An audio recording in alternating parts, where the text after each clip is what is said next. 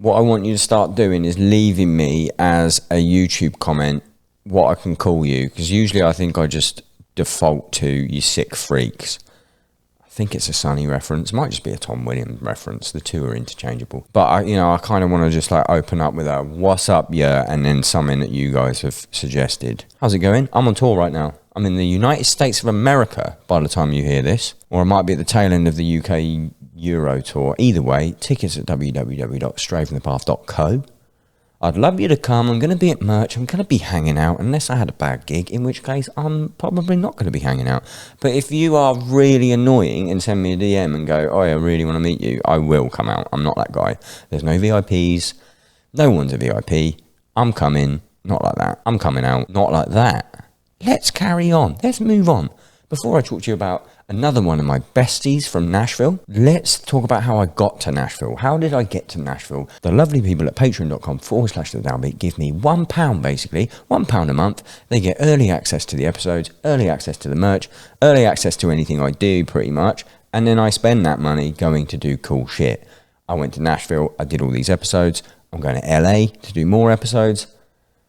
Just trying to give you hot quality content. Why is it only £1, Craig? Because I thought about it. It's like Netflix is only 10 quid, isn't it? And that's almost every movie on the planet. I mean, it's not. Spotify is 10 quid, and that's every bit of music on the planet.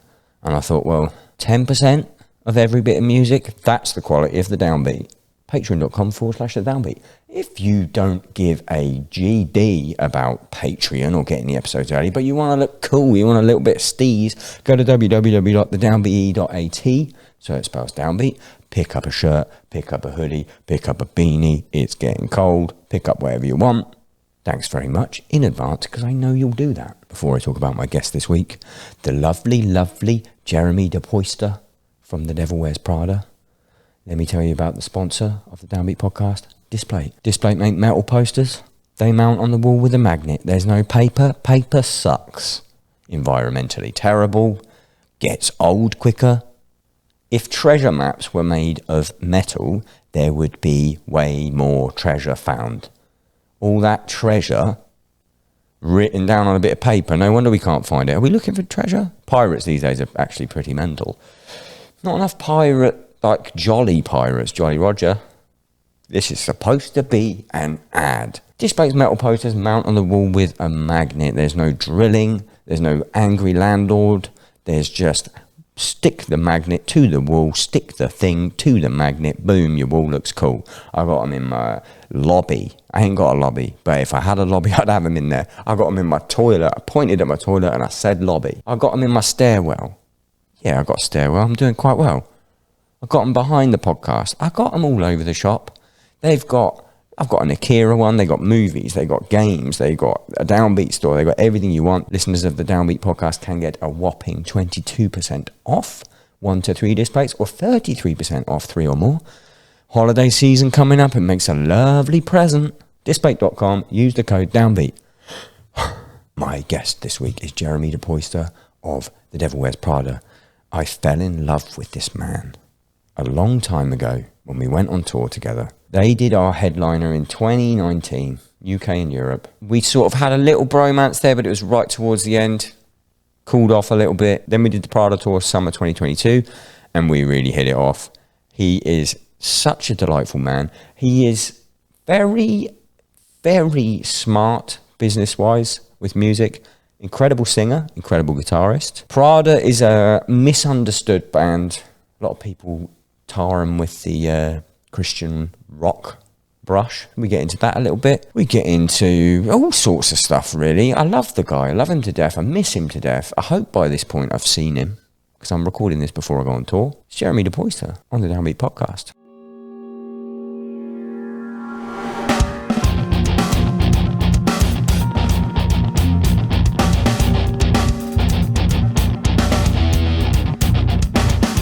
What's up, bro?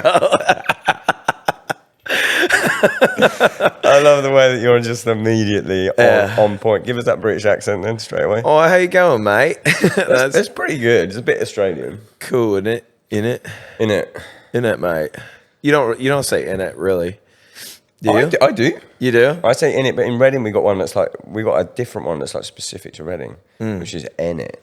Oh, and it. And then I've got one as well, which I don't know is me or like London or something, but I go, oh, is it? Oh, is it? Which means it doesn't mean isn't it? It means I don't even know what it means. Like if someone said, sorry, go on. Yeah, no. What would it be like? What do you say? You say like, oh, we're just gonna go to Starbucks, and I go, oh, is it? Oh, is it? Yeah. Yeah. See, I wish I wanted to move somewhere else so I have the accent. You have an accent. Do you? Yeah. I guess Yeah. I got an accent here. I sound weird. I got an accent to everyone. It's great. It's great for business though. Yeah.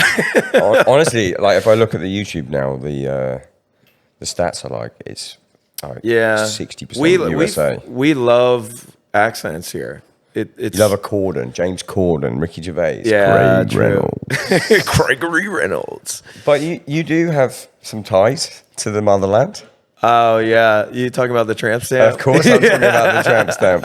I'm not going to make you get it out, but is there a photo? Can you send me a photo and I can have Simon just pop it up there? Yeah, I'll send you one. Do you want to give me the story behind the Scottish flag tramp stamp? Scottish flag tramp stamp.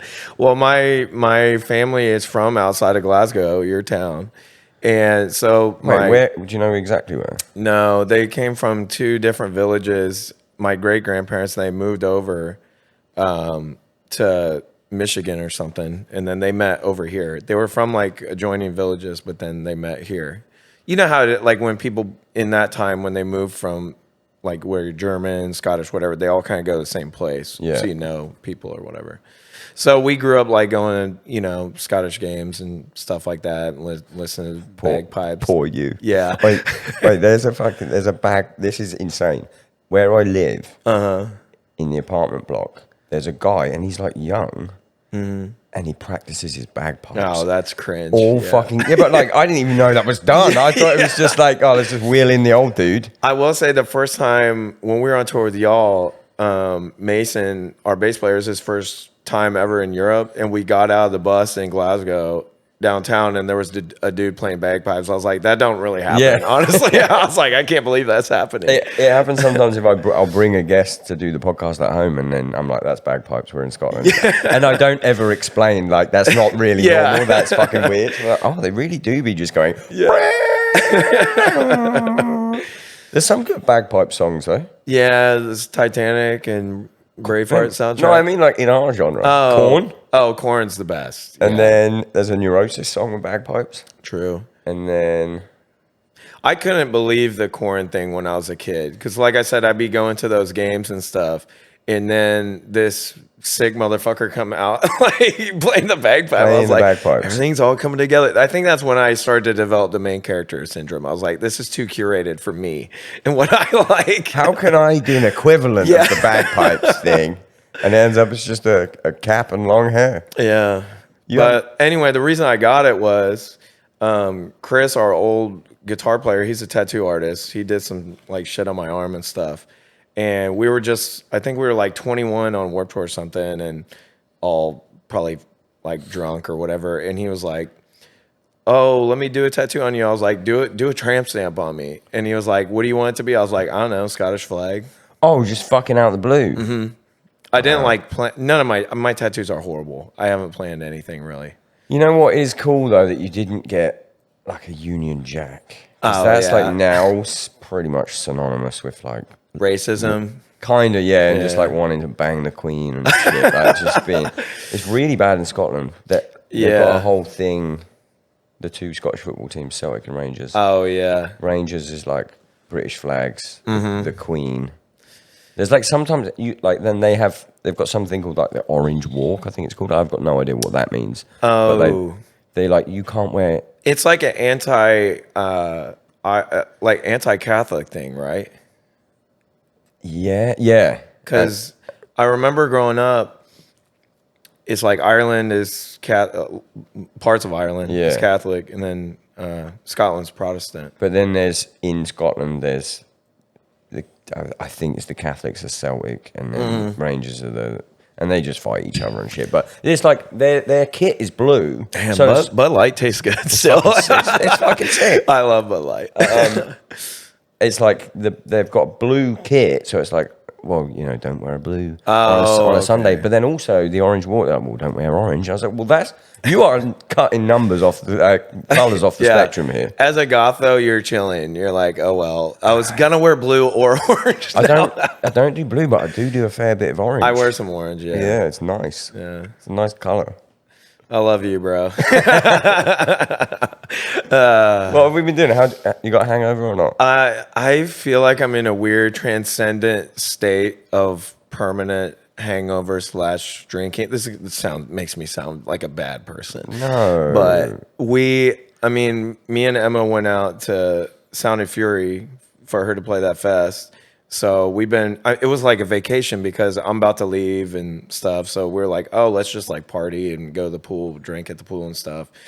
So we did that for multiple nights and we were like, we need to chill. And then as soon as we got home, y'all came in. So we just and you know how it's like me, you, Emma, Brendan.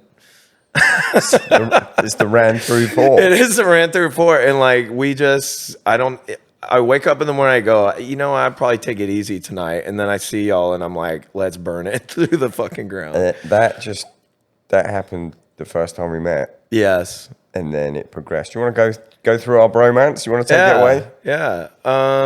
Well, the way we met was we went to Russia and played a couple shows. And then we flew 24 hours or something. It was like a nightmare. And y'all picked us up at the London airport, the wrong one. We were at City Airport, and you can't pull a bus in. Yeah. So it was like a whole fucked up situation. We were then we just proceeded to fall in love with y'all immediately over the course of a 2-hour drive. It was immediate. I think I was asleep for the drive. Oh yeah, you were. Yeah. Tom basically just talked shit on everything ever to us. It was like, who do we hate? And we were like, we hate all the same people. And then I remember it was Birmingham was the first show. Yes, yeah. And I think I'd slept all day and I just played the show. And then someone had gifted me, a girl called Beth, had gifted me, because I posted on my story that I loved Rice Krispie treats. Oh yeah. She'd gifted me 100. Oh Jesus. And we were loading out and I was just, you look like you need some energy. And then we were and then we went to a bar and then that was it. It was okay, that's that. We had the same, I don't know what it is. We think exactly the same way, and that became very obvious very quick. So then we just bro down every day. And then I looked at Tom and I was like, next time we do a tour in the States, I'm bringing y'all. I'm obsessed with you guys. This is so sick. So come to find out, next headline tour we did, because of the fucking pandemic, that we went on tour right before that was 2019, yeah. And then right as soon as we come back, we had y'all and Dying Wish on. So then we were already in love with each other. I remember we were in Pittsburgh and you were like, oh, I don't feel good. I didn't have a good... You're the only thing we defer on is that you hyperanalyze your show all the time, and I don't give a fuck about mine. I'm just whatever happens, happens. And so you were all stressed out, and I was like, dude, come on. I'm at this bar. Come down here. We'll get a drink, chill out, whatever. And we had a margarita, and then you come up to me after the show, and you're like, that's the best show I've ever played in my life. Yeah. I have to get a margarita tomorrow. Oh, yeah.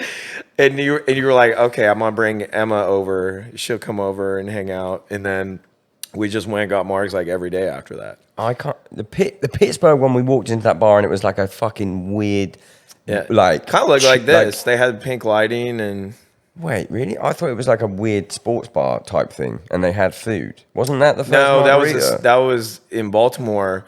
You text me, you go, I need another margarita. I can't risk this. Okay. Why can't I remember the Pittsburgh bar? The Pittsburgh one was just a little weird bar. Literally looked like your apartment with brick walls, pink lights and stuff. I only know it because every time we are at Mr. Small's, we go down there for that.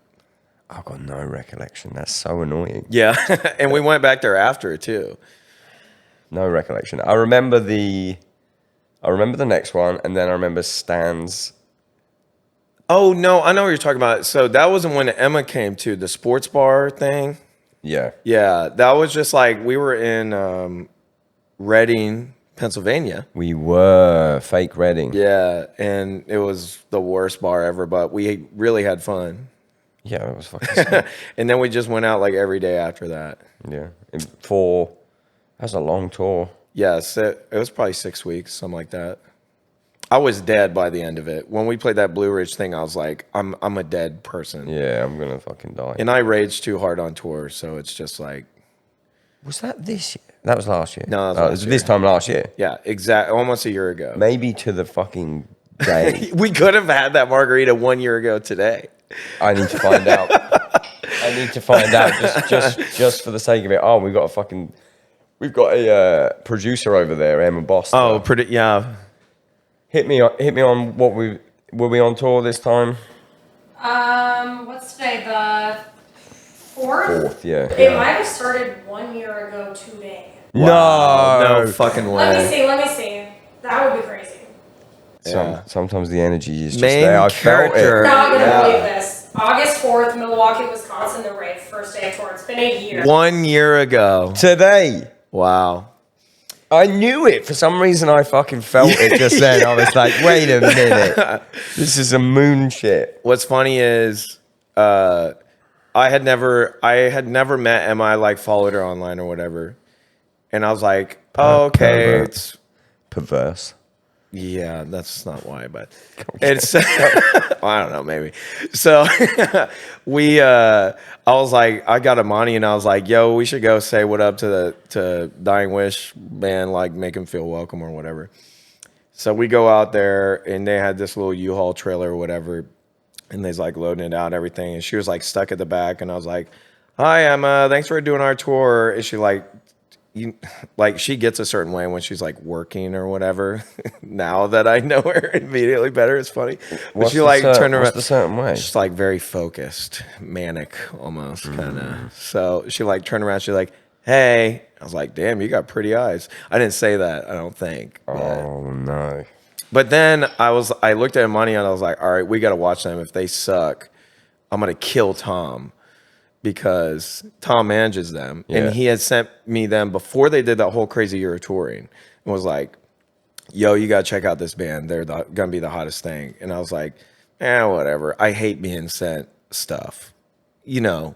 I can't fucking stand I it. rarely like it ever. And so I was like, all right, whatever. And I checked out. I was like, oh, damn, this is sick. So he like sent me the record and whatever. But that was still in the pandemic. They could have been shit live, though. They could have blew Yeah. it. So I remember watching it at the rave, and I was like, I looked at Money and said, if they suck, I'm going to fucking lose it. I'm not doing my whole tour with a shitty band. And they were fucking sick, obviously. But The rave is the one. we played the basement. They had 3 floors at it. Yeah, that's the one. Buddy Holly's last show. Yeah, haunted pool and All right, yeah. shit, Me yeah. and Dragonet went to Jeffrey Dahmer's room in the hotel. at the Ambassador. Yeah, Yeah. and like you go up. We were on like a little horror tour, and you go up there, and the room. I can't remember. It's like room 2, 3, 4 or something. You go up to that floor. Everyone like the concierge and stuff were just like, these fucking goths. What are they up to? You go up there and it goes room 222, 223, just a door. Yep, 225. And it's like we were just stood there like, I bet "That's you the can't room." go there now because of the show. I bet they won't let you go there anymore. We went there. It was last year. Oh, You can't get in the room though. And then what we did instead is we went to the fucking lobby and we called the room from the lobby, and then they just hang it up on you. Yes, Someone answered. these motherfucking goths. Yeah. Hey, I'll do a question now. All right. Just made it up in my head. I don't Sure. have, for anyone listening who you really like the Devil Wears Prada, like, I'm sorry. You're gonna get to know Jeremy, but Craig's like, wait, you're in a band? I thought you were just my boy that I hang out with. do you pick support bands?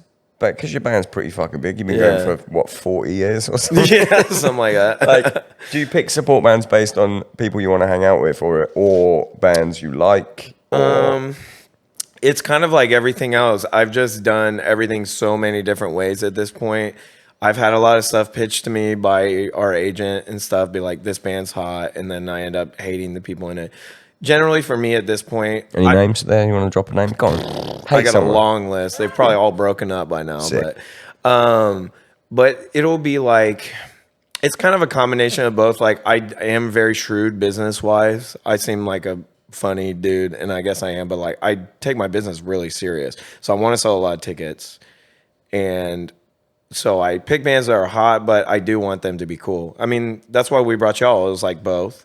And then I was hanging out with Brendan on our tour when he was hanging out with y'all for like a week. And I was like, I went to Tom. I was like, I need to get counterparts on my next tour. And he's like, bet. And then I was like, no, literally, I will. So then we did. But I find that there is a pretty steep correlation between people that are genuinely cool having long-term success. It's rare to meet somebody in like a really big, successful, respected band that sucks. I have. I'm sure you have. But generally, they're cool. It's weird, isn't it? And generally, I also like the music. Yeah, true. I don't know what the fuck. There must be an equation there somewhere. It's almost like cool people do cool shit. But then there might be on the flip side, there might be people that hate our bands, hate our personalities, and have completely different set of things, and they think, I mean, incorrectly. True. They think other music and other people are cool, and they'd be wrong. Have you got anyone that you got on the radar to bring on a tour? Well, I want to tour with. You can say no. Music sucks, bro. I'm trying to think. There's. I don't know.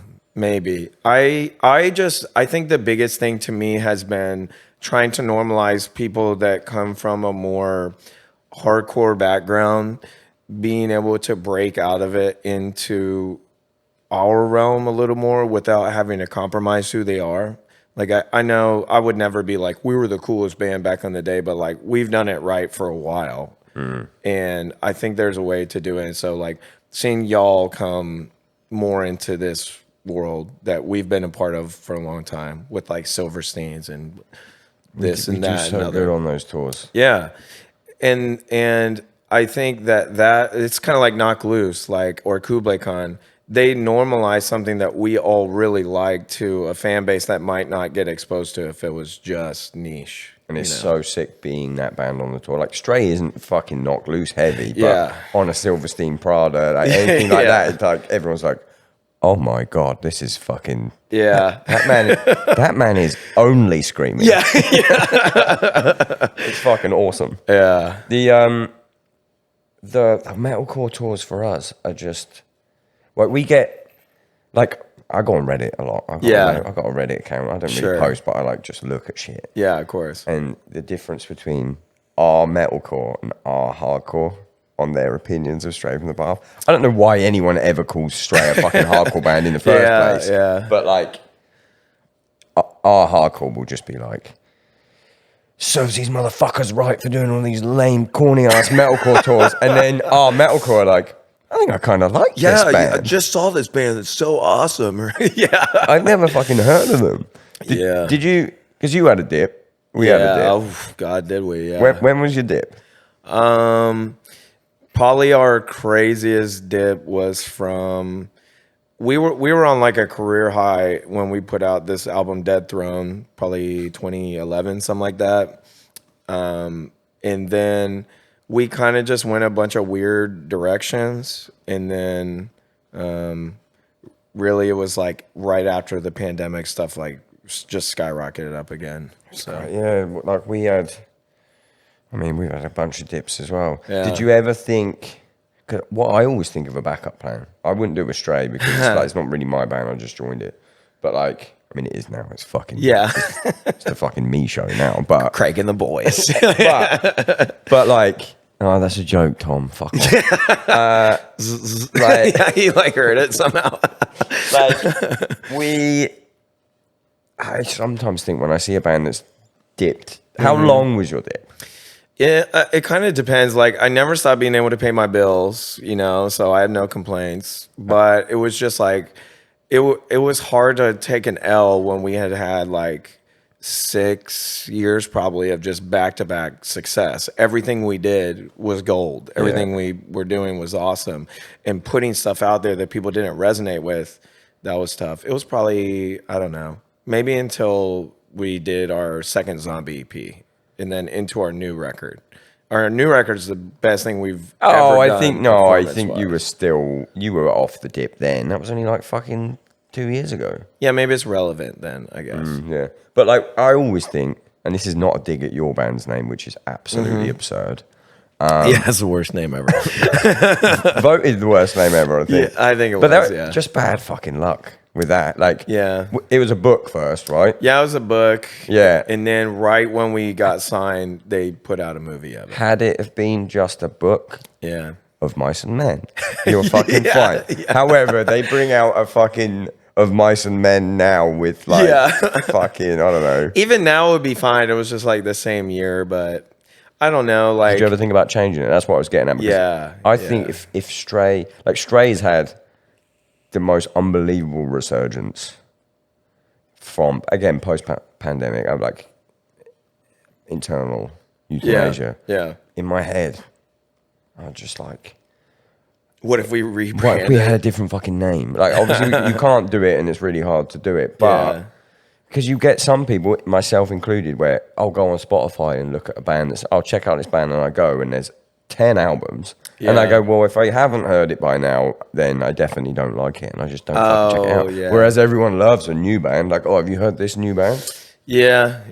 It's hard. I think about that a lot too. Like there's a lot of new bands popping off that have a lot of hype, and justifiably so. But I can't use their strategies because I'm not new. So Yeah. it wouldn't make sense. But I would never start another band. Like, if Spirit Box was called I Wrestled a Bear Once. Yeah. Like, I don't know if that's gonna fucking pop as much. True. Musically, infinitely better, but like, Yeah. imagine if they just been like, let's, because I think Mike was in it as well. Like, let's just keep that name. Yeah.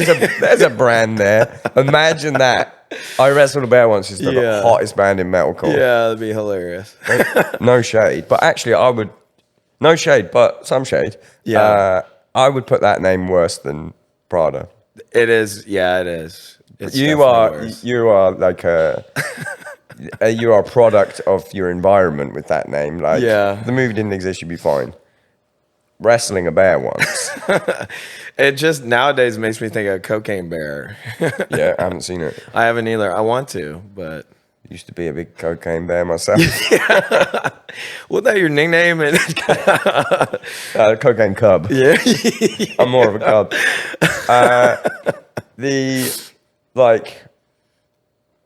We butter the bread with butter. I'm just now, in my head, I'm like, what are the worst fucking names? if you play a European festival, you're gonna see some weird fucking bands. I don't know what it is. There's weird shit that happens, And then over they're there. huge. Like, oh, this band has Yes. 3,000 tickets. And what are they called? It's like, one day leather couch. Yeah, I'm like, Jesus Christ. No, but listen though, they sound like Mastodon. It's like, Yeah. okay, that shouldn't be the fucking name then. There was one of those, and the one I'm thinking of, there's a band called Steak Number 8. You ever hear that band? No. They were fucking amazing. And you were like, you need a new name. I Yeah. would never listen to you. Maybe they Yeah. rebranded and it didn't work. My fucking theory did not work. Oh, that's funny. But when you signed the contract, and did you at any point did you go, should we change this? Or was it at the time, this will be fine? I think that we did not aspire to almost anything other than the next day. And so thinking that it would create some sort of legacy we'd have to live with when we're 30s, I didn't think that far ahead. What label guess. was it? Rise Records, What label are you on now? Solid State Records. Don't know where I'm going with that. I'm just interested. I don't know yeah. fucking anything. I've been on like 10 labels. I've been on Rise Records. I've been on Ferret. I've been on Warner. I've been on Roadrunner. I went back to Rise, and then we're on Solid State. But I like them. I like their team. You learn, like me and Tom talk a lot all the time. Tom Williams, straight from the path. Tom Williams, Tandem I Management. have to keep doing it because there'll be loads of people. Honestly, Who's I'll get fucking a comment like, I really wish they'd reference the second name. Shut up, listen. B and Tom Williams will talk a lot just about like, business and this is so fucking boring. Let's just talk about something fun. I don't know what I was talking about record labels. I think that's a really big misconception is everyone thinks, and I know there are some labels that try and do this, but it's never been done to me. A record label has never really given me any direction artistically or vision-wise or anything like that. So you haven't been on Sumerian? Yeah. I can say what I fucking want. Yeah, they are more like a bank that's investing in you so you don't have to put up the money for yourself. itself, and then their distribution service for people to be able to buy it. But that's really it. So if you have good people that work at the bank, then you're going to be on a good label. So I would pay money. I don't know, because you are super business, and I am right now very anarchy driven with the music industry, because this pays for my life, and no one has anything to do with it. So I can burn bridges, I can do all this. So feel free to, if you say something you want to edit it out, I'll get it edited out. But I would pay money to see the emails between Sumerian and Bad Omens. Oh God, maybe you guys should do this. I think we're good. They have a track record of like musical suggestions from the record label. Oh, that label does? Yeah. See, that to me is like an old adage of like rock A&R that is fucking stupid, but it's people who wish they were in a band. Yes. But they might be very good at business.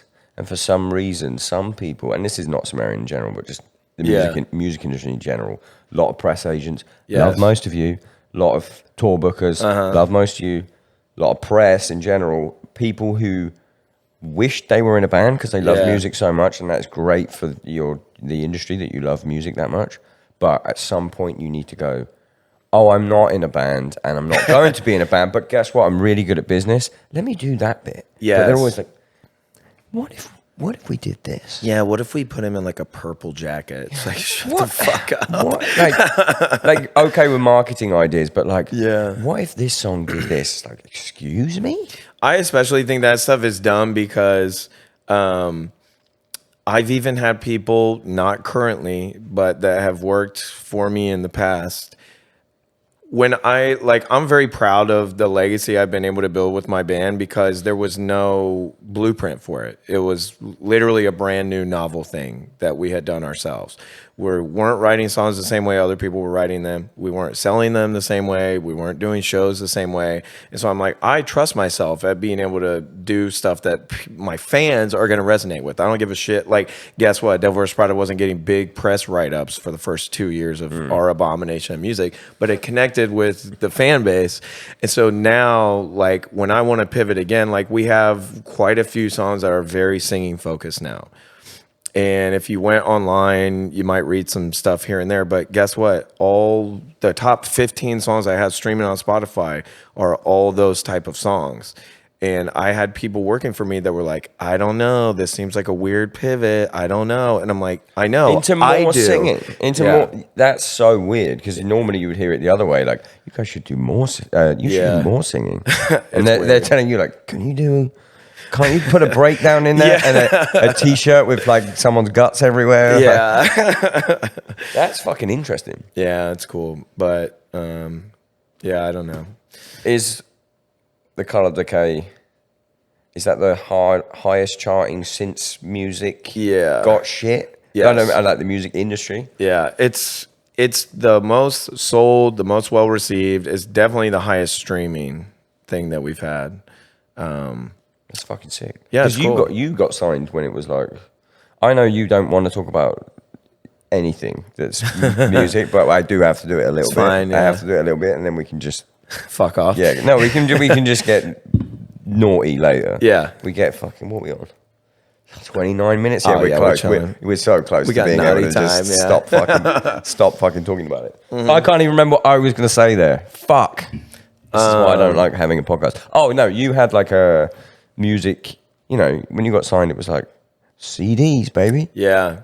I have plaques at home of like, you got a plaque, 300,000 units sold, and we had 3 top 10 Billboard chart albums. Top 10, 200. Yeah.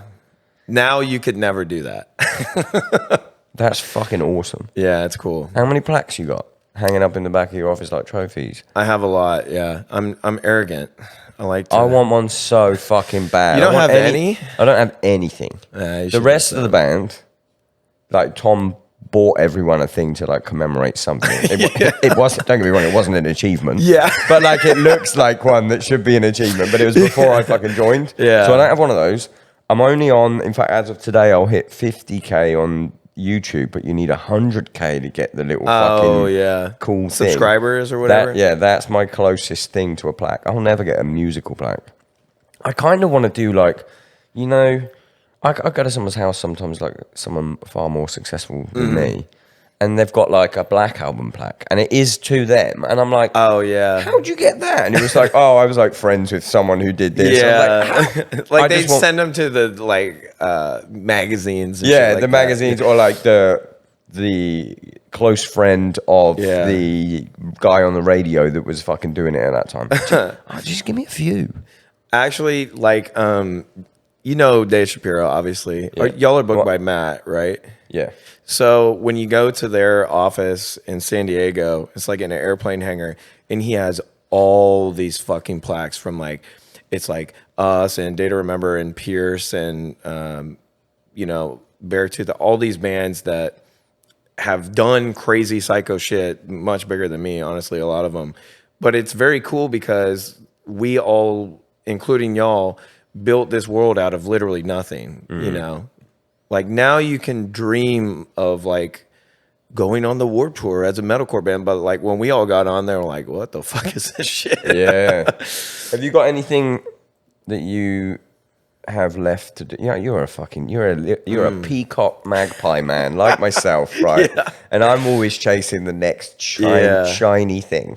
My next shiny thing is the fucking YouTube play button. Oh yeah, okay. What you got?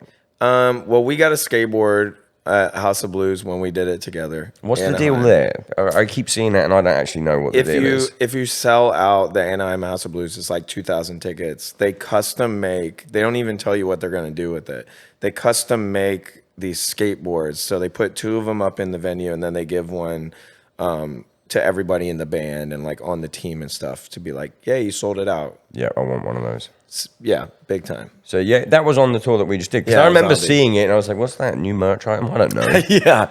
No, that was, they put them up. So I think we're about to get another one too, because I think that's about sold out for our next tour. Anaheim, low key, the best fucking music scene in the country. Yes. Like there was that one week that we played, sold out, and then it had like, you had Spirit Box sold out same week, Bad Omens sold out same week. It was 3 days in a row. Yeah, it was like, and there's only a finite amount of people in that sort of area. Orange County or whatever. It must just be like, it was And then we sold out the next night at LA too. Like California people, for our kind of music, I feel like California, Texas, and Florida is like the most psycho. And Carolinas now is pretty good. We're in a Texas dip. Really? Is that a type of dip as well? That's not what Texas dip meant to me back then. You need Matt back on it. Maybe we won't be because I've had Matt on, but we're in a fucking... We had an LA dip and we had Texas pop. We were like, every time we go to Texas and play like, what is it, Walters or any, like any of those, it would always pop off. And LA was always, I did 5 years in Australia before I played an LA show. And I was like, that was good. Wow. And then we had... Damn, that's crazy. The Under Oath one and your one, actually, the only 2 good Ours was sick, LA shows. Wiltern or whatever. Yeah, but then I'm like, Texas is just fucking for stray now. It's nothing, I think. Houston has gotten really hard. I know Brennan will fucking dog them publicly, but... It's hard because I have a long legacy down there, but like Dallas is good. We just did like 2,500 tickets in Dallas with ABR. Which was awesome. But Houston is rough right now. I don't know why. I love the place though. The shows are whatever for us now. And we had fun in Houston. What did we do in Houston without canceling? We went out and cancelled. We went out, got margaritas. I tried to get y'all. That's rare. Drinking mezcal. No one else would drink the mezcal except for me and you. Emma and Brendan wanted to do it, so they're like, "Oh, take mine." So I'm already 2 margs deep. Then I take 2 shots of mezcal. Then we have another one. Can you set the scene for me? Because I don't know where the fuck I am. We walked all the way down a highway road to this little taco shop thing that had margaritas. Yeah. Love the mezcal margarita. And then I was kind of going through a rough period emotionally, so I was just like getting fucked up like that whole time. Yep. Yeah, same. I remember particularly that night as well, maybe. Yeah. And then I don't know, I guess it was kind of cool. White Oak Music Hall or whatever. Yeah. And then we went to San Antonio. That was good. That was a good show. Maybe I'm talking shit. Maybe it's... And our Dallas show was awesome inside that big... I think maybe the show was awesome, but like the Stray set was like... okay. Oh, I see, yeah. Okay, whatever. But I love all these states that everyone says they hate. I know that... Do they count? Is Texas a red state? Yeah. See, I don't really know. Yeah. I know fucking this is. Yeah. But like... If you don't have to pay state income tax, you're probably in a red state. And you don't got to pay taxes here. How do they get away with that? I don't know. They tax other shit. Yeah. Probably. But like, other than me, you know, arguing with quite a lot of people in bars. Yeah. I kind of love being here because I feel like an alien, like a real alien. Oh, yeah. Yeah. Where are you from, brother? Oh, man. Oh, you sound like you're from Australia or something. But you know what I've noticed here? It's always Australian. Yeah. It's so, and I don't want to get on and fucking talk about politics on it, but just in general, because I told you about fucking Gun Girl the other day. Oh, yeah. It is Whoops. everyone just, it's because of the fucking media, obviously, but everyone is just so quick. Like, you have a chance interaction with someone within, I reckon, 11 minutes, either gun control or migration has come really? up. Yeah, it just comes up. Like, I don't hang out with anybody talking about immigrants at all. but I go to a bar and people just talk to me like, oh, where you from? And it's like, blah, blah, blah, blah. I'm from here. Y'all got those immigrants? I'm like, I'm gonna fucking peace out. Yeah. I don't even want to, like, you know, I've had some encounters, but everyone I encounter, like, they ask about, because I'm here doing this, they ask about the podcast, and I tell them, and I know they might then become a fan, and I roast what they were like on it. Oh, yeah. Listen to them, like, Thanks for listening, fuckhead. yeah, this motherfucker. But it's all, and it's because in the minute I say I'm doing podcasts, they're like, oh, like Rogan. And I'm like, me. Oh, yeah. Yeah. Well, kind of. Kinda. You're not unlike. Yeah. You can't. And then you get immediately like, you can't say anything these days. Oh, yeah. That's. Right, at the yeah. airport once, there was like a cop like the border guy. This was when I had a P1 before. Oh, I had okay, this yeah. huge big dick fucking O2. Uh-huh. Like the P1, they grill you on the way in because it's like the bottom tier. Sure, yeah. They're like, what are you doing here? Yeah, entertainment. We kind of famously have the most psychotic border in the entire world. They used to grill the absolute shit out of me, and there was this guy that was like once I got past the grilling stage, he was like, oh, so you guys, you sound like Pantera, and like at that point, like, you can't say, yeah, we sound like Rage Against the Machine. Yeah. So you're like, which machine, brother? Oh, yeah. So it was like, yeah, kind of like Pantera, and he was like, literally, no joke, goes, this damn Me Too movement at the fucking border. And I'm like, I'm sorry. And in my head, I'm like, this man's a police officer. Yeah. And I was We're like, all screwed. and I couldn't help it. I was just like, what do you mean? And he was like, they're coming after Maynard. Like, talking about Tool. God. And in my head, I was like, oh, I don't think they are. What site are you on? Yeah. But now with the O2, Yeah. I get the end of Inception. I get Welcome Back to America. Literally that. They look at it and it's on my visa. It says like alien of extraordinary talent. That's awesome. That's the name of my As a Netflix original. slight narcissist, I need some validation like that. I sit on the flight. If my headphones are out of battery, I just read that sentence. Alien. I have extraordinary talent. You have extraordinary talent. Sell someone that doesn't like your band on your band. I'm fucking good as shit at singing. That is a thing that might sound arrogant, but you so are. And, And Mike is good too. Mike is a psychotic vocalist as well. He's got a very unique. Let's sell someone. Explain it to me. Explain the Devil Wears Prada like I'm 5.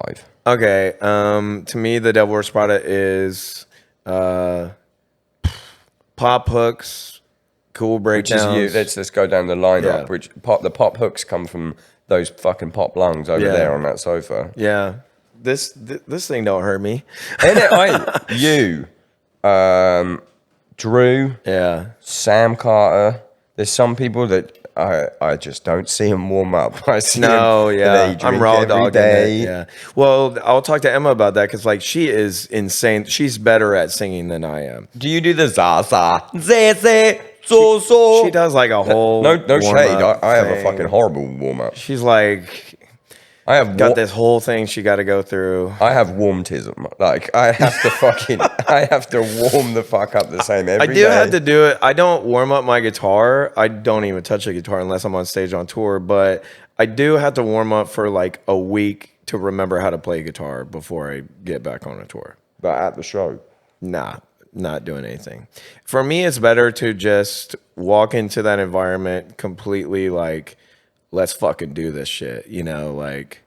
I think I met you at a real good time because I've notoriously been, like you said, fucking so over analytical on my show, and then like we had the bromance. Yeah, I was like, man, this guy's really good, and he kind of knows it, but I don't see him complaining. Yeah, no. I just, in my mind, why would I have a bad show? If I have a bad show, it's different when you're playing drums, for sure. But for me, my entire thought process the whole time is, what am I going to say to make people have fun? I literally have like whatever the set time is to like make them have. I guess that would be, what's your number one sales pitch on Devil Wears Prada? We're a fucking fun live band. We're fun to go see live. So fun. Every single member is, the chops are fucking unbelievable. Yeah. Giuseppe. Yes. You, Psycho drummer. Fucking everyone. Yeah. When did John get into the fold? John came in 2012, and he is an actual genius. Like freak. I've seen him producing. He went to Berklee College of Music for one of those composition and to get not even that, performance. Yeah, composition. So to do that, he had to write like 3 symphonies or something. And so like he's really smart. We made our whole way with me and Chris, our other guitar player, just writing shit, trying to like, oh, this is a cool chord progression and stuff. That feels good when we do it. But John's like smart. He's like, if we go between this chord and this chord, that'll elicit this emotion and that kind of stuff. So he really takes the reins on that stuff now. He writes most of the music at this point. How, like, that's a question I legitimately have, but it's not as fun as the other question that I'm about to get into right now. The time that I realized that John was a genius. A musical genius. Obviously on stage. But, you know, that could all be on track. I don't know. Yeah, but he's not cool because he plays keyboard. Yeah, but like, we were backstage, Europe, 2019. Maybe you can remember where we were. And we were like, let's just make a song. We had that one fucking... you're talking about Ready to Party Now? I'm talking about Ready to Party Now by Eingang. This could be... Maybe it'll be out by the time... This could be when we premiere it on this. Tom's so weird about it. Like, he doesn't want it to? Yeah, I don't know, like... He's not in the sexy goth world like we are. Yes. So I don't think he knows what you can and can't get away with. Well, I will say this. Emma was just overseas and she showed it to our mutual agent, or she referenced it to him, and he goes, they must put it out. They must put it out. Yeah, Nanook goes, they must put it out. He had shown it to like people at Warner Music Germany, and they were like, this would do well here. Yeah. We could call it we butter the bread with butter. Anyway, also, side note, you cannot be cancelled for doing a German accent because they're white. Yeah, and that's true. Historically... You know, they've had a few. But like, we're in this room. I can't remember where it was, what city it was. Look at that nice tie-dye. Oh, I know where it was. It was, what is that fucking town called? That was the Goth Night, right?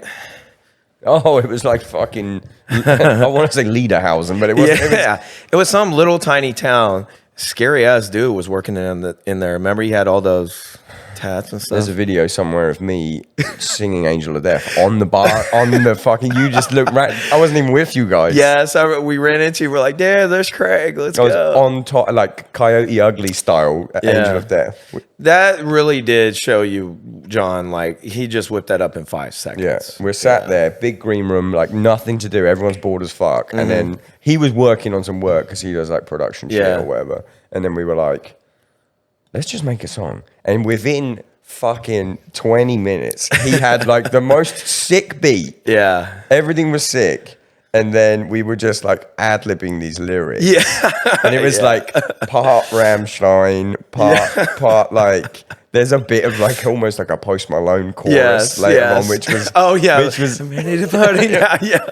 And then we were like, because we were waiting to party. So that's why we came up with it. I'm ready to party now. Yeah. And then, it needs to come out. It's got to come out. I'll put it out before this comes out. Did you ever hear about the Grolta challenge thing that Tom did? It's been referenced on this podcast before, but like they made a similar fucking stray fashion. They were all at the studios before I joined the band. They were at the studio and like writer's block happened or whatever. And they were just fucking around. And they made, it was like the riff from For Whom the Bell Tolls plus like the death riff that Tom does. They made this, and I was like screaming like they made this loop. And then they were like, okay, because at that point they had these isolation cabs. Oh, I remember this, where you went in there. Yeah. Who stayed in there forever? So I think... Was it Drew? No, Will Putney was in there for 2.5 hours. And that's insane. And he didn't even win. So what it was, they had the cabs, for the ISO cabs, they blared it for like full fucking gain 10, and you had to see how long you could last. God. And the winner got, I think the winner got like $100, maybe not even that. Tom can't believe not gambling, bro. yeah. But like, I can't remember who it was. I think maybe it was Tom that won. Oh, yeah. But like, they managed to fall asleep and they were in there for like, wow. I think Will Putney was in for 2.5 hours or something. I might be butchering it. Was in for 2.5 hours and they were like third. It wasn't, someone just fell to sleep with it. That's some sort of psycho. Like the opposite of sensory. There's a sensory overload tank. Yeah, just fucking sat there, just getting it. And no one was ever the same. But I talked about it on the podcast, and then because it's 17 minutes long, and then you can loop it. I did it on Will's podcast, and then I just added it to the end. And people were like doing their own Grolta challenge. It was called the Grolta challenge. Yeah. They were like doing their own Grolta challenge, or they'd fall asleep to the podcast, and it would come on and wake them up. Maybe people should, I don't know, dress up like Eingang or something. Well, it just needs to come out. Maybe it'll premiere on this. Can we do that? With the video? Yeah. I would fucking love that. Yeah, maybe it could be the world premiere. We'll get a clearance for it today because we got John, who's fucking an actual pop producer. Yes. And then we had Dragon Neck, who's an actual music video. The video is unreal. So we do the song, and then we're like, we need to do a video for this. Yeah. And give me some highlights from the video. We did it at the venue because they were pissed at us. We were in like Budapest. Yep. And we were like, hey, like guy from the venue, can you do some lighting cues while we're like shirtless? All of us shirtless. Yeah. I think are you walking like Ronnie and Drew as dogs or something at some point? Someone is. I think John is. Yeah. And then Kyle was like in some weird like goth factory. Yeah. And then we needed a shot of like, because there's a lyric that was like, I've got a really nice car. I've got a really nice car. Yeah. So you're doing the main vocals, and we walked to that bar, that weird Antifa bar. Yeah. And on the way there, there was a really nice house and a really nice car. So we shot that. It was like a Cruella de Vil car or something. Yeah. Nick like did it on a phone or something. And it looks fucking incredible. God, that was funny. Here's the thing. It is infamous at this point. The Motionless guys are obsessed with it. The Silverstein guys are obsessed with it. Like, everyone has it. Like, I'll have people all the time from Day to Remember guys. Like, people will text me and be like, yo, I need that German video. Yeah. I'm trying to show people. Like, everyone knows about it, but it's just not in the world yet. We were all just sat around, like, ad-libbing the lyrics. It just came together so quickly. Yeah, it was perfect. What's up, guys? I want to talk about foundational nutrition. If you've been listening to the pod for a while, you will know I've been taking AG1 by Athletic Greens for about 6 months. In that time, I've pretty much thrown out all of my biohacking supplements and pills. That's because all of them are in AG1. AG1 is a foundational nutritional supplement that supports your body's universal needs like gut optimization, stress management, and immune support. Since 2010, AG1 has led the future of foundational nutrition, continuously refining their formula to create a smarter, better way to elevate your baseline health. I take 1 scoop of AG1 every single morning with 250 milliliters of water. Even on tour, I get the travel packs, which is a godsend because tour is about 2 things. Other than music, it's about getting sick and being stressed. And thanks to the stress adaptogens like ashwagandha and the vitamins like vitamin C, minerals like magnesium, I have my stress and my immune system covered on a cellular level. You know I would not be telling you about this if I didn't truly believe in it, and that is why AG1 has been a partner for so long. If you want to take ownership of your health, it starts with AG1. Try AG1 and get a free 1-year supply of vitamin D3K2 and 5 free AG1 travel packs with your first purchase. Go to drinkag1.com/the downbeat. That's drinkag1.com/the downbeat and check it out. To me, that's something I've been trying to do more and more with the Devil Wears Prada over the past 5 years, was be more authentically ourselves, whether it's on stage or on social media or stuff. Because I feel like we had a reputation of being weird, closed off. I'd previously heard before we toured together that it must, I don't want to throw him under the bus, he might be your friend or whatever. Someone had told me that, the drummer sucks. You can't. Oh, my old drummer? Yeah, and it was and so I was kind of dreading it. I was like, what? And I thought it was Giuseppe because I didn't really know Giuseppe. Yeah, right. Anyone would say that. And then I hung out and I was like, these guys are fucking awesome. Yeah. Well, my guys are I'm very extroverted. Mike is very introverted, but when you get to know him, he's a very fun person to hang out with and genuine. Super fucking smart. Highly intellectual. He's one of those people who, the people who post a story of the book that they're reading in a park on their own. Yeah. He's the person reading the book in the park on his own, but he doesn't post the story. Yes. He's the real life version of what those people want to be. He's we'll all be getting up fucked up from the night before, all hungover and stuff. And he's just perched up in the front of the bus with romantic lighting coming in, just reading some fucking Russian poetry. Fucking words. Yeah. He's reading words. I've looked over his shoulder a couple sometimes times. I'll look I'm just singing words and stuff and doing whatever, and then I'll be like, I can't believe he wrote that. I can't believe I know someone that can write things like that. Does he write all the lyrics? So he wrote all of the lyrics up until our last full length before Color Decay, which was called The Act. And then Insane artwork. crazy, right? Dan Seagrave. Yeah. Very sick art. I remember seeing that and being like, these motherfuckers, no one's done a Seagrave in ages. Yeah, Respect. it's evil. It's like hell. Yeah. Because the whole thing was supposed to be as a concept hell. What would it sound like in hell? Then we put the song Chemical on it. It had nothing to do with that. But that was kind of when John started going because it had always been very collaborative. We wrote together as a team.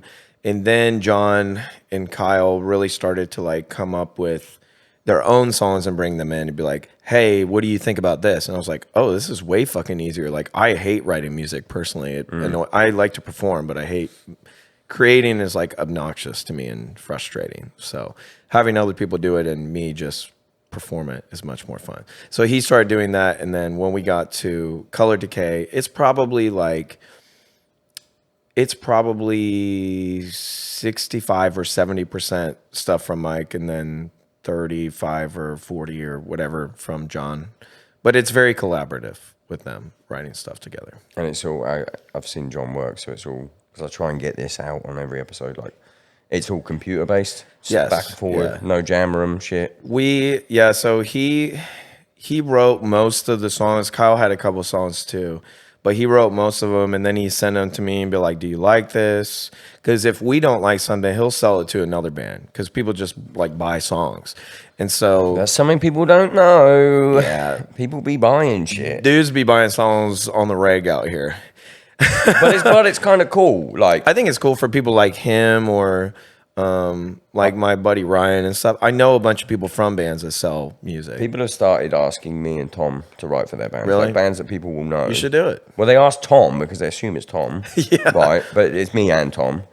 And big fucking bands are yeah, send us a couple of songs. Yeah. Like, it might not go on it, but it's, Sure. I think as of like, I think we're planning on writing some stuff for like 2 or 3 bands. Oh, cool. Next releases. I'll tell you these after this. Yeah, I was going to say. Otherwise, I need to know it might be people that are doxing. yeah, it might be people that are like, I thought they wrote all their own shit. But Yeah. I like that. And that's what fucking more old bands should do. Yes. The old people bands. Just be like, this band kind of sounded like this band kind of sounds like what we were like in our heyday. Yes. Why don't you write us what you think? Everyone should just get Josh from Silosis to do that. We had a song that came out this year, yeah, that I really love that we wrote with Bobby from Fit for a King because he's got some sick riffs. Great fucking dude. Dude, he rocks. Yeah. He rocks hard. And we had a meeting with him and he was like, well, there's a bunch of shit I've been wanting to do that Fit doesn't like necessarily, not to bury them. I like those guys. We're going on tour with them.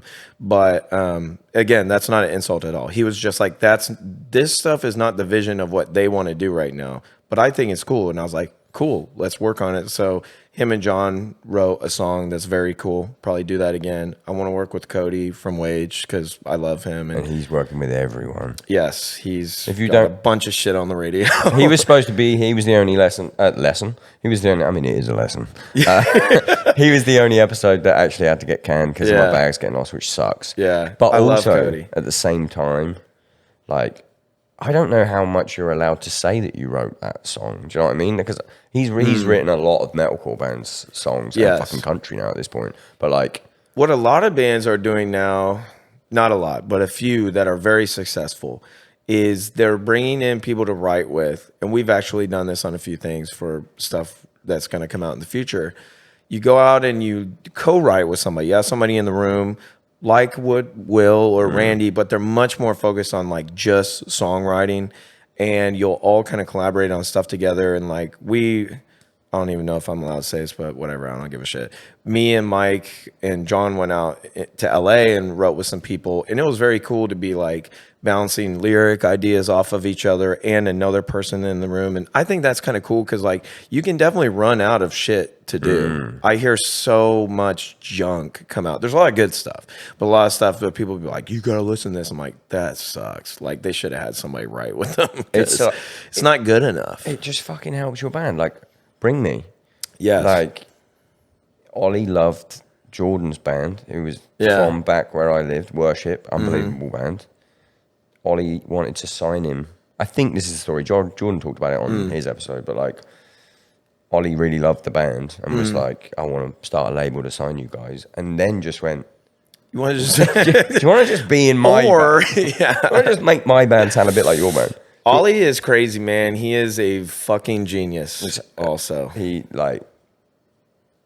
one of those people. You knew it at the time, like back in the day. I don't really know him. My only experience, I met him once in the most insane manner ever, which I could tell right now for a bit of fun. Yeah. But then also, like, that's his perception of me, I guess. It's been like, all right, mate, if we see each other. Yes, yeah. But like, they were playing. I'm not even going to say the venue, basically. And there was a support band. Mm-hmm. My friend was tour managing Bring Me. Oh, okay. And there was a support. This story's fucking insane, actually. Who was tour managing them? Sheep. Oh yeah, Sheep. He TM'd us for a while too. I was in a hardcore band with Sheep. No way. Back in the day, called the Seventh Cross. Like, fucking. She'd love it. Dude, like, one time... 2001 metalcore. Side note story, one time we went to South America with Whitechapel and Architects, and she was TMing us in Architects, and he literally just went and skydived like 8 times in South America. It might have been him that told me that your drummer sucked. Yeah, I don't know. I can't remember who it was. Anyway, and I'd been told one of the support bands was super homophobic. Oh, right? okay. I can't even remember the support band, let alone like want to throw them under the bus because it was fucking. You can definitely grow out of being homophobic. Sure. This was like 2006 or something. Oh yeah, okay. It was like Bring Me weren't even on fucking. Yeah, they hadn't even done Warped Tour and shit. Yeah. So I was like, I'd heard this one of these bands is like pretty homophobic. And me and my friend that were there, and we were drunk. And we were like, let's burst into their dressing room and I'll put my flaccid penis in your mouth. right? And we had this thing like planned the fuck out. Yeah. And I was like, we got to go in. We got to do it real quick. This is what I'm going to do. This is my move. I'll go in. I'll jump on the table. Boom. Flap it out. Whatever. Yeah. Did it. Bring me's dressing room. Oh, God. You're like, I like how you say, I kind of met him in a weird way. and then like, dick out. and like I talked to Nichols, and this was like pre-Jordan. It might have even been fucking. Nichols probably loved it, honestly. I think pre-Jordan, pre even Jonah, I think. Yeah. But like, I think that's the genius. That's Ollie awesome. Sykes, to the point where I hit him up to do this once. Just kidding. Yeah. There's not many people. I hate asking people. Sure. But there's not many people that I know I could genuinely have a fucking like. Yes. I love everything you've done. Not only musically. I mean, musically, I didn't. Yeah. Until Jordan joined, I didn't really like the band. Sure. But like, the one before Jordan I liked. But like, business-wise, Yes. I hate to be like a fucking capitalist. See? Yeah, Drop Dead. But- He is a genius. A literal fucking The genius. thing is, so we toured with them in 2000. Well, that wasn't the first time I met him on Warped Tour 08, I think. And at the time, I think that was their second time coming to America. They had done a tour with Bury Your Dead. And then they came over. Oh, the tour where they went, I want to sound Yeah, like this. yeah. They're like, that shit slaps. And then we met them at a barbecue. Like, they do those barbecues or whatever. Yep. And we were all the same age. And everybody on Warped Tour was old as fuck then because it was like punk. And so it was like us, Day to Remember, ABR, and Bring Me was all like the same age. And I was like, oh, how are y'all, man? Like, let's buy a bottle of fucking Captain Morgan and drink it. And so we just ended up partying with them and then got on good with them, hung out with them a lot on that tour. And then we did a tour with them. This tour was fucking crazy. It was playing like O2 Academy. It's still like 1,000 people. It was Bring Me, Parkway, Architects, Prada. I think somebody else was on it. I think I went. I think You had to have It had gone. some weird. Was the Secret Handshake on that, or was that a different one? Maybe it It was was. around I that can't remember, kind of time, and every single one of you had, no offense, merch that looked exactly the same. Yeah, true. The Yeah. fucking the classic fucking. Yeah. How jumbo can we make this screen? Yeah. Like on the phone call, like just Need how more jumbo. green goo. Explain. I need green goo. I Highlighter, need green cats. goo, I need yeah. murdered cats Yeah. in a cartoon style, and ideally as close to an all-over print as you can Yes, get, but with a thick fucking screen. Coming Yeah. back though, that shit's coming back. It is coming back. Big. Are you going to bring your shit back? Because If it's financially viable, I'll do it. Yeah, hell yeah. I'm such a whore, honestly. baby. I'll do anything for money. I saw Bring Me, I've got a couple of like Really? their Yeah. t-shirts on their tour now. I'm like, oh, He's though, like some people you hang out with and they just have that aura. He's always had that aura of just like he's just cool. a star. He's And naturally cool as fuck. in the lamest possible term, but like an actual star. There's a few of those. Yeah. The fucking Bad Omens guy. Yeah, big time. You just are like, okay. Sam I is get like it. that too, Sam is very much like that. Where We got a little 3 bromance there, but it's never Fuck. really no been in the same place. No, we need to do a tour together. Sam, actually I don't think we were trying to do something with them. It didn't work out. architects never take stray anymore. Oh, I don't know let's what- let's FaceTime Sam in No, right now. I don't think it's anything like. I just think they're in a different place that we're in. I but- bet they bring y'all. Yeah, Yeah, bet they I don't bring think it's y'all. great for their business. Is the like. I don't think it's bad. No, I don't think it's bad. Yeah, but they're just so big. No? Yeah, they're huge. It's the same as Bring Me. We're never getting that tall. Never know, man. They bring some wild shit out. Yeah, but they bring cool shit. though. Sam is. If we changed our name, maybe Yeah. we started again. Oh, new hot band. One of the most fun things about when we were on tour together was you and Sam literally just like FaceTime each other like every fucking day. It's my fucking boy. the amount of times I'll be doing a podcast and he pops up. And I'm doing a podcast, mate, and then I'll just leave it in. He is one of the funniest people I've ever met. Yeah, you've got a thing with like British people. Well, here's the thing. I don't want to like bury Sam. This is just funny. But when we shared a bus with them on that Bring Me tour, every night everyone in that British people are just fucking weird, man. You guys are naturally very funny. Your humor is different, and it's very abusive. And so everyone in the band would be bullying Sam about something. And at 4 a.m. every night, he would quit the band. He'd be like, "Fuck you guys, fuck you, I fucking hate you." That's a better English accent. I think I was just replicating him. It was something about Man United or something. He's like, "I've been supporting fucking United for so fucking long. Fuck you. I'll quit this fucking band." And then the next day, I'd be like, "Oh, they're all friends again." couple of drinks. It was awesome. Couple of drinks. That's a really good Sam Carter impression. I love Sam. I might use that as the clip. That might be the clip. Oh, he's so good. Have we ever even been in the same room? Yeah, he came out to the London show that we did together when your parents were there.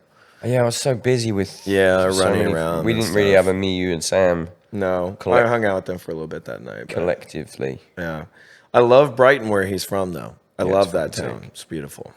Low key, kind of got a good, like, if you can't do London for whatever reason, Brighton's fucking picking up. Yeah, I know.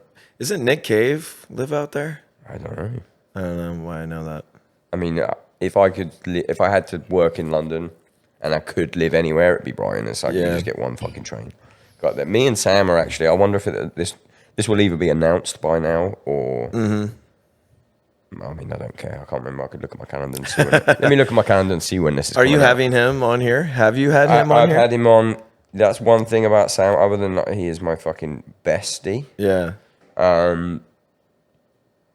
He will, every time they have an album cycle, he will say, he's like, "Oh, I listened to it. It's him and Dan came on." Yeah, but that's the first time he's done the video one, but then he did the audio one twice. Oh, cool.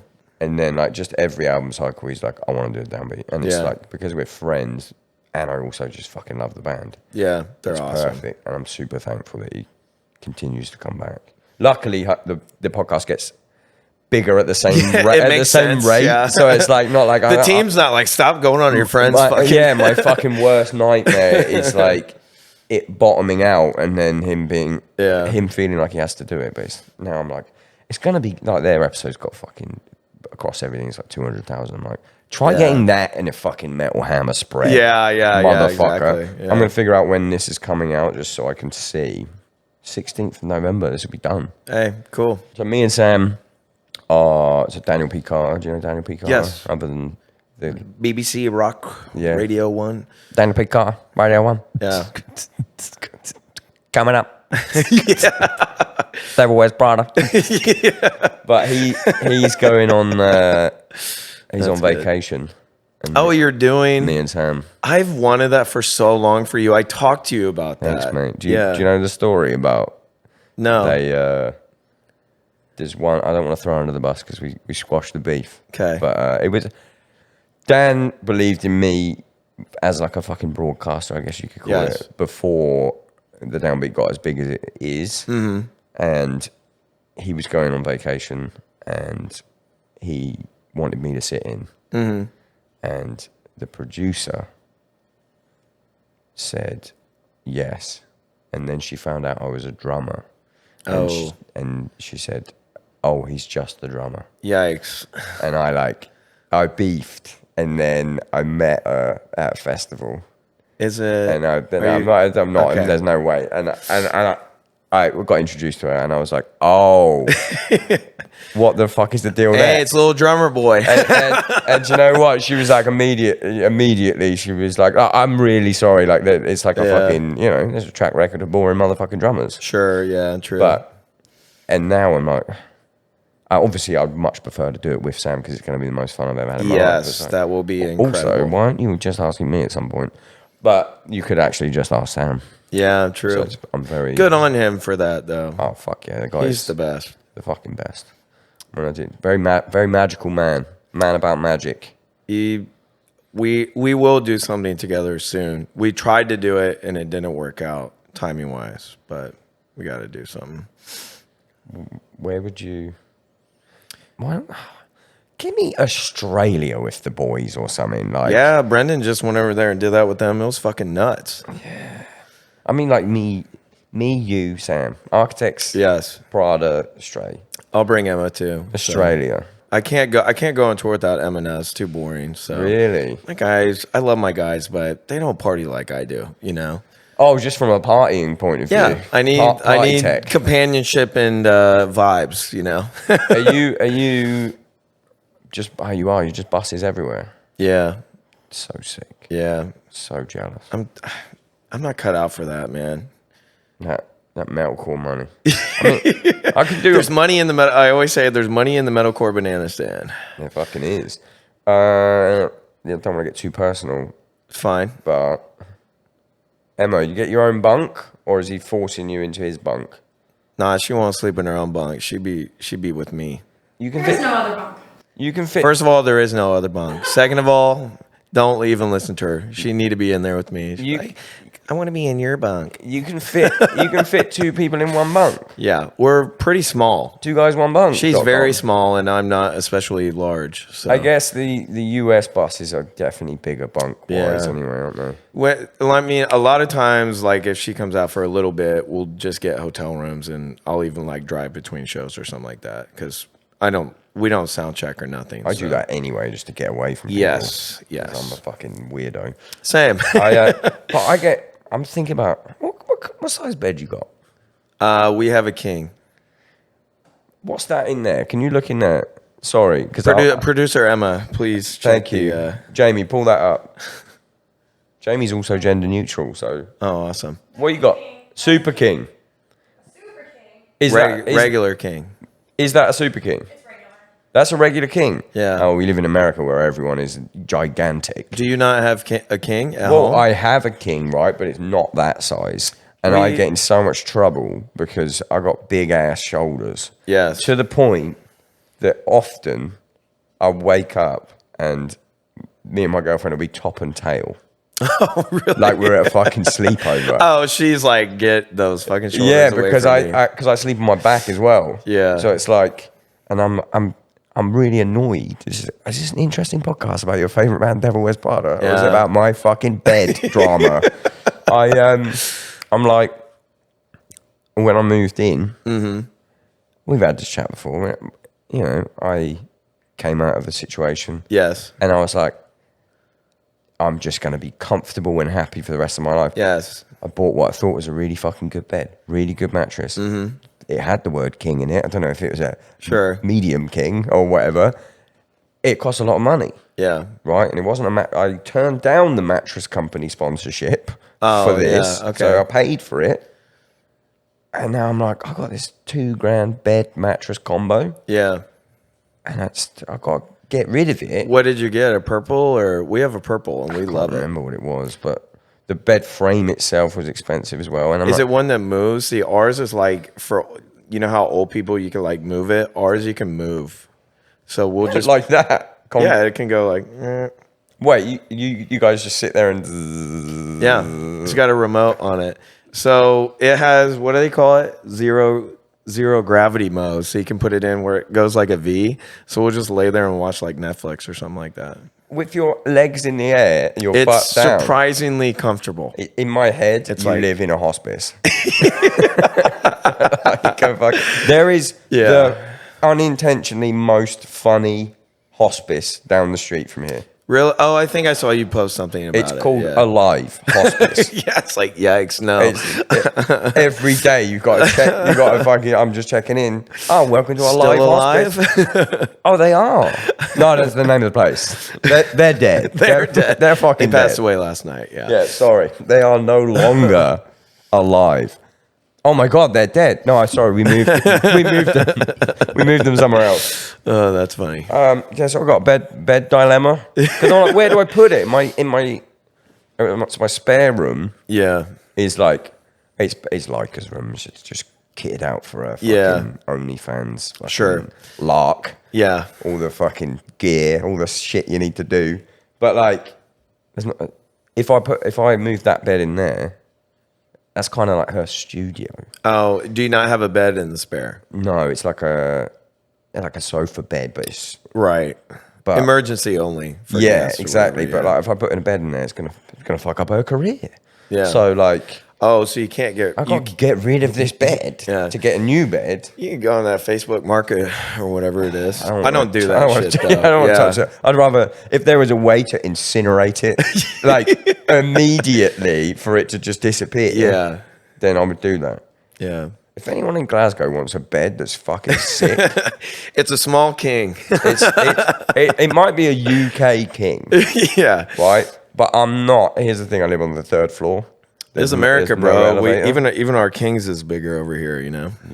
Your queens are kings. Yeah. Your kings are We don't have no kings, no queens. super kings. Yeah. We kind of did away with that about 1700s. Oh, yeah, you did. We had a big fight about it, I think. Yeah, so that's my bed dilemma. what else? You moved to Nashville. That's a good tangent. Yeah. Where did you originally live? So I grew up in Ohio, in Dayton, Ohio, which is like, yeah, me too. That's why I left. So I lived there till I was like 21, and then I moved to Chicago for a long time, and I lived near Mike, our singer, for almost 10 years. Chicago's cool. Very cool. Cold as fuck, though. That's why I left. I was like, I can't do this shit anymore. Still got AC, though. True. So the excuse back home, like, well, it's cold half the year. It's not Chicago cold. Yeah, no, it's not. It's gross. So then I moved down to Charlotte, North Carolina, and I was there for a while. And then when Emma and I got together, she was on tour a lot. I was on tour a lot. So I'd be like going out to see her on tour and hanging out. And then she kind of hang out with me. And I was like, she had already been talking about wanting to move to Nashville for a long time. And I also wanted to move here because I like living in the South. Because Emma Boster from Dying Wish wanted to live in a red state. Yeah. Correct. Yeah. Carry on. Yeah. She got a lot of... Carry on. She's a complicated individual. Yeah, she's a complicated individual. And so she wanted to move here anyway. Like when we were here together on tour, she was like, I really want to move here. I want to move to Nashville. I was like, you should fucking do it. It's cool here. I personally like living in the South. I grew up in very southern Ohio that most people are from the South that are there or adjacent or something. And I like nice people. Most of the people that are around here Everyone are is very nice. super fucking friendly. Yes, very friendly. Like if I go to the Northeast, like Boston or New York, I'm like, y'all need to relax and not be mean. It's just, I don't like aggression coming at me. So we both want to come here anyway. So I came here in about, well, I guess I went out. I stayed with her in Portland for like 2 months at the beginning of the year. Then I went on tour. When I got back, I came down here for a little bit. She was like in the studio doing stuff. And then right when she got back from Europe, she came from Portland. That was like 3 months ago. So we love it here, though. We have so many friends here. Like Amani's here, which is massive. Amani is our videographer and photographer. She also works with a bunch of other bands, but she is very good friends with you. She's the best. And you know, Friends with Emma. I've realised because hopefully if I can find this fucking adapter, we're going to do an episode with everyone in it. I needed another camera. For someone who is so fucking good behind a camera, that motherfucker knows nothing about cameras. She doesn't. I was like, does it do this? Does it do that? And she was like, I don't know. And I was like, Money's like ethereal. She's like, technology, no. I see vision. I see, and it fucking works. Yeah. So fucking cool.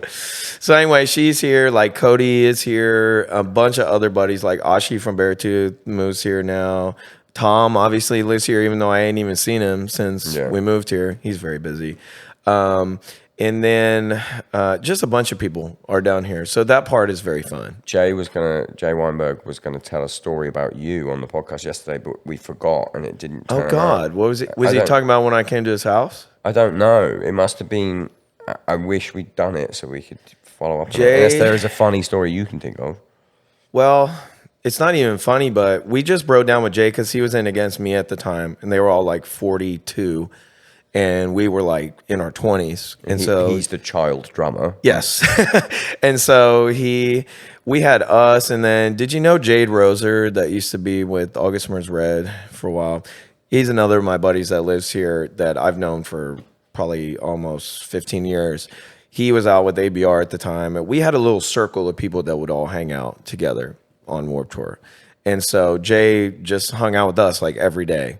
And then one day he was like, we were in New Jersey on a day off, and he was like, oh, I'm going to go out to my parents' house. You want to come out and have dinner? And I was like, yeah, that sounds awesome. So like went over there. His parents were fucking awesome. Like Max was like the nicest person I've ever met. And then we just like hung out, watched Curb, and then he had a badass like drum studio out there, so we like went out there and like fucked around and stuff. But I wonder what his funny story was about me. Well, I don't know. He was like, I said, I'm going to hang out with Jeremy, and he was like, oh, Jeremy, like Devil Wears Prada, and he seemed fondly to remember it, and he was like, oh, I'll have to tell you on the podcast, and then that was it. And I forgot. Oh, funny. Sorry for that fucking dead air then. Yeah, yikes. Jay's awesome, man. He's very cool. He's fucking. I only found out. I mean, people would have heard the episode by now, but like, I didn't know any of that shit about him filling in for Springsteen, filling in for his dad, and all that shit. Pretty fucking cool. Super nice guy. Bless. Excuse me, Jesus. Bless you, brother. God bless you. But speaking of God, y'all believe in it? That's a legitimate question. Oh, I have them on my boobies, but wait, God or Jesus? Jesus. Same it's thing. all the same. Yeah. It's not really for me, but everyone should do whatever they want. You know. Did it used to be for you? Man, I don't know. You don't know. You don't want to lose that fan base that still thinks Prada is a fucking. Nah, they pretty much know by now. They see me on a microphone. I don't know. I think it's all good for people that want to do it. My experience with it growing up was very different than a lot of other people's, and so positive or negative. Positive. My parents are very like progressive-ish. Not really politically, but generally progressive-ish thinking people, and they drank since we were kids and were normal in that way. Not saying it's not normal, but that was just a normal part of my experience. And same with most of the guys in the band. And then it was a Christian band when we started it. And then we went out there and everybody's like, oh my God, how can you drink if you're Christian? How can you like say fuck? How can you be this? And I was like, that was not my experience. It was more just like this is a positive thing that makes people feel good. And now there's all this weird rigidity. So it just didn't align. And it's not really something I've really put much stock into anyway. So we went to a bar the other day for karaoke, and yes, that was my first taste of like, what the fuck? Conservative censorship or something. Yeah, can you talk me through what happened there? I don't even know why that happened. So we went, Brendan obviously is obsessed with karaoke. Emma's obsessed with karaoke. So we had gone the night before out to do karaoke. And then, I don't know, we were like bar crawling around, and we went to this pub, Santa's pub, not to bury him, and we walk in, and Emma was like, you have to sing, because she gets all pissed at me because like I won't sing a lot of times, and she always sings like 100 songs. So I was like, all right, I'll do it. She be singing at these things. She doesn't even look around the room. She is in her own world doing it. It's adorable. But post-show sometimes as well. I'm like, we just played a show. You want to sing again? Yeah, we went out in Houston. That was the only time she's seen me sing karaoke on my own, was when we all went out in Houston to do karaoke. And I did Limp Bizkit. Same song, was it? Different one. I did Nookie because... Oh, you couldn't have done that. No, but... that song is very fun at karaoke because you can get the whole crowd involved into it. And I need everyone to validate me at all times, so I need them to be involved. Same. Can you please subscribe to everything while we're on this? And so then we went and I wrote down Limp Bizkit break stuff because I was like, oh, I'm going to kill with this. And then the dude gets on the mic and he's like, Jeremy, just so you know, you cannot say any song that has GD or the F-bomb in it. And I was like, what the fuck? And you go, I wasn't going to say... No. He didn't I was like, we're never going to... That's not an F-bomb. I could not believe it. I have never, even if they, I don't know, I've sang karaoke a million times. I've said fuck a million times, but. Goddamn, that's the first time I've ever heard of goddamn being a curse word. Since like. 2000. No, honestly, maybe not even then. Yeah, 1995. Yeah. Like. You can say that shit on TV, on public TV now. Yeah, you couldn't sing it in a bar. You can say crap. on TV. I don't know. I didn't get it. Maybe it was part of their liquor. I wonder law if there was a song with crap in it. What I wanted to do, which I forgot to mention when we talked about this on Emma's one, what I wanted to do was to put a Ludacris song on, put it in, and if they were going to say, and it's Craig singing, singing, then you're like, area codes, and then I'd go up and say, you guys were going to let me say the N-word. But I can't say and my friend can't say goddamn. Now fuck off. And then just drop the mic and leave. I think I did say I'd have been shot. I think I did say I sang Midland drinking problem. Whoops. And did they do anything? It doesn't have it in there, but I was like chirping them, and I was like, now remember this next fucking part or whatever. Brendan slipped a goddamn in there. He did, yeah. Brendan is like, here's the thing. Me and you are pretty bad. We are naughty boys. We're going to find trouble wherever there is to find it. Don't matter where in the world. We will find it. Brendan is even badder in a different way. He just is like, wants to stick his finger in the light socket all the time. We're like gremlins. Yes. You know when the gremlins get the touch by the water in Gremlins 2 and they've all got like a different part, different bit of bad. Yes. If anyone's listening and would like to do a 2007 style Devil Wears Prada t-shirt with me, Brendan and Jeremy as gremlins. Put Emma on it too. I will pay you and I will sell it on the down. Yes, please. And Emma.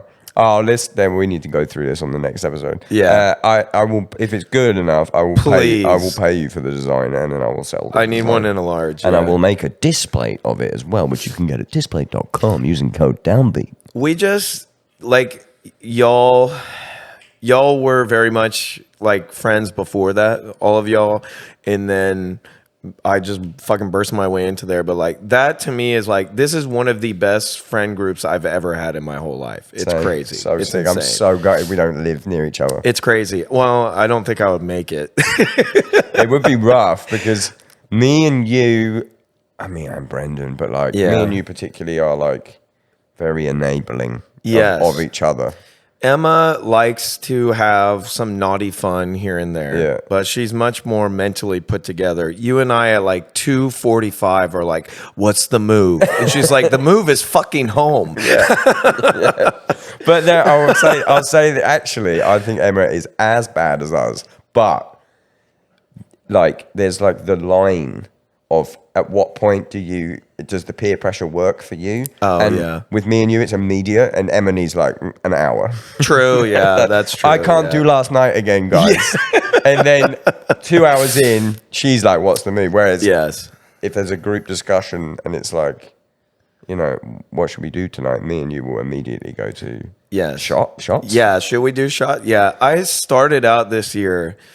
God, everybody already thinks I'm a piece of shit, but it's all good. I'm fun, at least, and I'm nice. So much fun and nice and very talented. Yeah.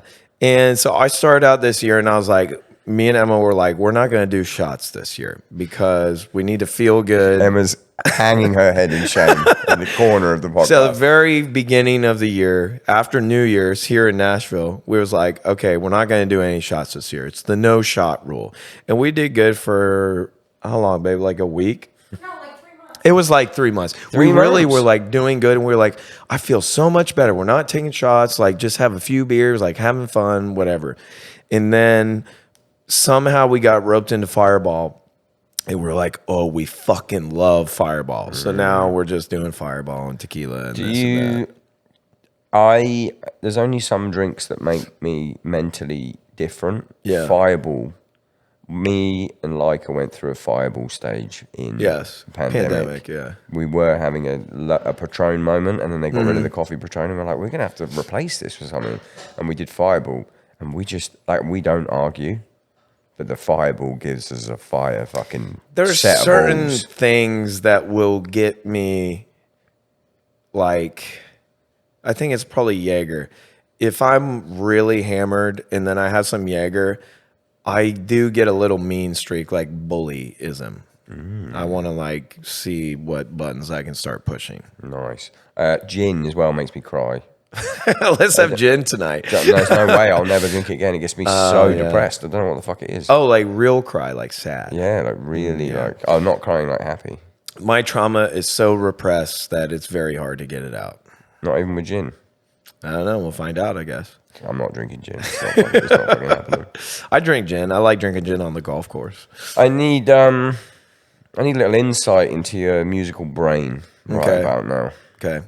And historically, I've done these dream festivals. Yes. I kind of hate it. Okay. I think what my move is for it is probably what I want to do is get your top 5 musical artists of all time. We can go through it. We can be slow, and then when a guest comes back, I'd like to maybe try the Dream Festival with them. So for you, I'd just like people to have an insight into what scratches your musical itch. It's funny. I really like goth music a lot. Yeah. It's my favorite. I know that's why we love each other. And I was hammered one night, and Emma wasn't. I don't even know what we were doing. Well, you were drinking. I was, yeah. And she was going to drive, so she didn't. And we went through the Taco Bell drive-through, and Gross. It's good. That's Yeah, create a little bit of controversy on your Instagram, me talking about Taco Bell being better than Chipotle. we can get there in a minute. And Because you're fucking wrong. we can't believe Taco Bell, bro. We go there all the time. Food poisoning there twice. That's why. Yeah, I'll never do it again. So we was going through the drive-through, and I was like, "You don't even know me. I'm fucking goth. I love goth music." And I was like blasting Depeche Mode, and she was like, "Shut up." I was like, "You don't even know me." Is Depeche Mode in your top 5? My top 5 favorite bands are. It's changed a lot. It is Depeche Mode, The Cure, 9 Inch Nails. Yeah, baby. Yeah, those are all pretty interchangeable to me. They scratch every different itch. For me, I really like electronic music in general. I like heavy aggressive music too, but I really like electronic music. It just gets me going. So like 9 Inch Nails, whole disco. I particularly like it because when I was a kid, we were kind of going through some shit and whatever, divorce, all that stuff. And I was like going to the library, and you used to be able to get CDs at the library. So I'd go get them and then burn them and just have them. And I got a couple of 9 Inch Nails like remix albums, like Further Down the Spiral, whatever one. And He means that used to be a practice in which you could copy a CD. He doesn't mean you get them and just, I'm burning this yeah. devil shit.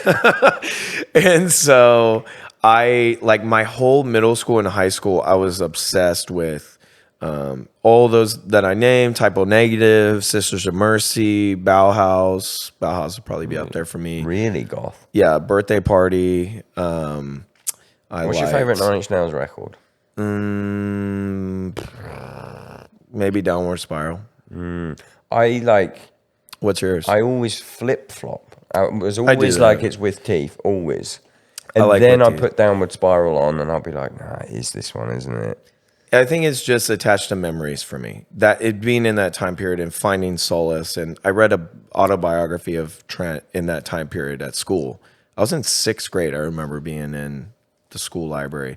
And I was like, I resonate with this dude so much because I was just so depressed on the inside and like making music with like, I don't know, native instruments shit as a kid. And I was in a horrible band called Crypt of Agony, which was just us changing the name from Cradle of Filth. Same style logo. Yeah. Yeah. Oh, wait, I was like 14. That's a good fucking name. Yeah, I might bring it back, Crypt of Agony. But yeah, I like that kind of stuff. I like Cradle of Filth a lot. I like Meshuggah. I'd love Danny Filth on here. Yeah, he'd be awesome. I haven't even ever hit him up about it, but I've seen him talk on. He did but they had a little resurgence when Bring Me. Yeah, he did that. Thing. That song was good too. It was great. Yeah. That fucking record's good. But then I saw him do a couple of like mini podcast things, and I was like, this guy is angry at the music industry, and I fucking love his music. I love Depeche Mode. That's probably my favorite. I would say Depeche Mode Violator is like my favorite record ever made. I don't know why. Depeche Mode was in Jay's top 5. Really? So I said Depeche Mode, The Cure, 9 Inch Nails. I loved Interpol for a long time. Like I started playing, like, what do you call those things? Tremolo Guitars. picking. on the guitar, like whatever. I started doing that in Prada because I was listening to Interpol, Our Love to Admire. But I don't think I'd put him up there anymore. Probably that, I don't know. Yeah. That's fine. I think you gave me 5. Yeah. I'd just like to get a little insight. But I also like Post Malone and like Travis Scott, so. Who doesn't? Oh, we had a Utopia bonding last night, didn't we? Yes, yeah. So fucking good. I love everything. Emma said something to me where I was like, what was the most surprising thing about me, like when we just started hanging out all the time? And she was like, I couldn't believe how much rap you listen to, like legitimately. And I was like, yeah, that's... In my truck. In the truck, baby. In the truck, just listening to rap. How much do you care about your career enough to talk about Astroworld? I should have a take on it. Yeah. Here's my thing is I empathize with the entire situation. I shouldn't even say this. I'm gonna get. I mean, you don't actually have to say it. Let me say my piece because I know you say it, I'm in a Live Nation group chat about it. If anyone doesn't know, because a lot of people that listen to this just listen to heavy music. Yeah. Travis Scott had a festival, Astroworld. Some people died. Mm-hmm. Some people died because the security wasn't trained. There wasn't adequate. Protocols weren't correct. Protocols weren't correct. It wasn't adequately, staffed, water, all these things. And then it happened, and these people sadly died. And then the world came for Travis Scott like it was his fault.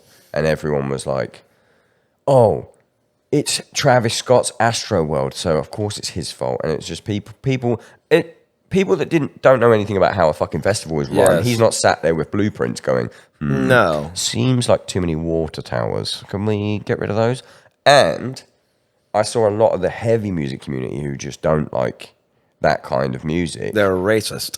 Yeah, well, no, almost. Yeah, just being like, this would never happen. That's definitely his fault. This would never happen with us. It's like, excuse me, it's happened with Pearl Jam, Limp Bizkit. Yeah. Like, it has fucking happened. Yeah, Woodstock, baby. Yeah. But and there's like a whole thing of people just being like, I mean, you can't blame any of the like families of the victims for just wanting to sue someone. Sure, I've been sued before. But yeah, have you? Yeah, I can't get into it, but yeah, for sure.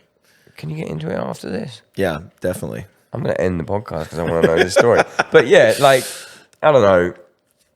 I think that as artists, generally what we are there to do is to put on a performance. And I think in that moment, regardless of what his involvement was up to that point, he was giving a performance.